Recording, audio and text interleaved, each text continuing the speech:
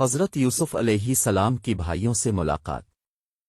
اب ایک بار پھر سب بھائی مل کر مصرف پہنچے۔ حضرت یوسف علیہ السلام سے گھر والوں کی باری حالت بیان کی اور کہا کہ ہم اپنے ساتھ بہت تھوڑا سامان لائے ہیں، مگر چاہتے کہ اب پورا غلہ دیں۔ حضرت یوسف نے اپنے گھر کا یہ حال سنا تو بیتاب ہو گئے، ان سے رہا نہ گیا، اور انہوں نے اپنے بھائیوں سے کہا، تم جانتے ہو کہ تم نے یوسف اور اس کے بھائی کے ساتھ کیا ہے؟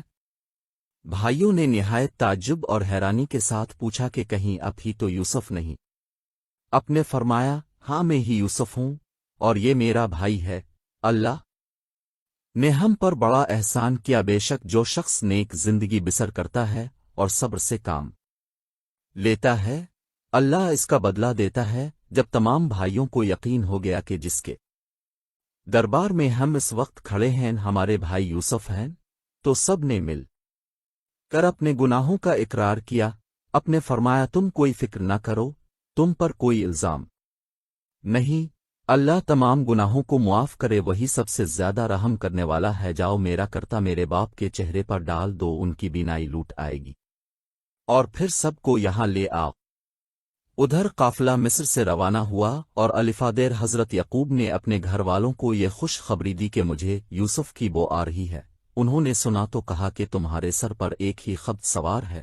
آخر قافلہ آ گیا، حضرت یوسف کا کرتا ان کے سامنے رکھ کر تمام حالات سنائے تو انہوں نے گھر والوں سے کہا، دیکھو میں نے تم سے نہیں کہا تھا؟ آخر سب بیٹوں نے مل کر اب سے گناہوں کی معافی مانگی اور مصر کو چل دیے۔ حضرت یوسف سے ملاقات ہوئی تو انہوں نے ماں باپ کو اپنے پاس ٹھہرایا اور کہا، خدا چاہے تو مصر میں امن اور آرام کے ساتھ رہے۔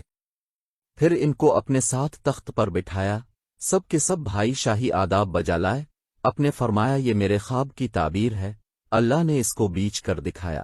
اس نے مجھے پر بڑا احسان کیا جو مجھے قید سے چھڑایا، اور شیطان نے جو فساد میرے اور میرے بھائیوں کے درمیان ڈال دیا تھا، اب سب کو دیہات و بیابان سے یہاں لے آیا۔ بے شک میرا رب خیر کی حکمت جانتا ہے۔ اے میرے پروردگار، تو نے مجھے حکومت دی، باتوں کا مطلب سمجھا دیا۔ اے زمین و آسمان کے پیدا کرنے والے خدا، تو ہی دنیا اور آخرت میں میرا کام بنانے والا ہے، مجھے مسلمان ہی مارنا اور نیک بندوں کے ساتھ ملا دینا۔ غرض ایک عرصہ تک حضرت یوسف اللہ کے بتائے ہوئے قانون کے مطابق مصر میں حکومت کرتے رہے، لوگوں کو اللہ کی طرف بلاتے رہے، برائیوں سے روکتے رہے، بلائیوں کو پھیلاتے رہے، ملک مصر کو اچھائیوں سے بھر دیا، اور بالآخر اللہ کے پاس چلے گئے، یعنی اب کی وفات ہو گئی اور اب مصر میں دفن ہے۔ دیکھیے حضرت یوسف کو بھائیوں کی وجہ سے کیسی کیسی تکلیفیں اٹھانی پڑیں۔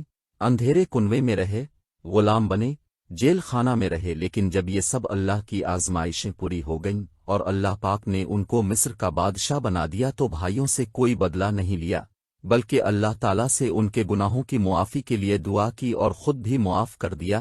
بچوں، بھائیوں کے ساتھ یہی کرنا چاہیے۔ قرآن شریف میں ایک دوسرے جگہ ہے جس کا مطلب یہ ہے، اگر تمہارے ساتھ کوئی زیادتی کرے اور تم اس کے بدلے اس کے ساتھ نیکی اور بھلائی کرو تو وہ دشمن تمہارا حقیقی دوست بن جائے گا۔ اللہ ہم سب کو ایسی ہی توفیق دے، آمین۔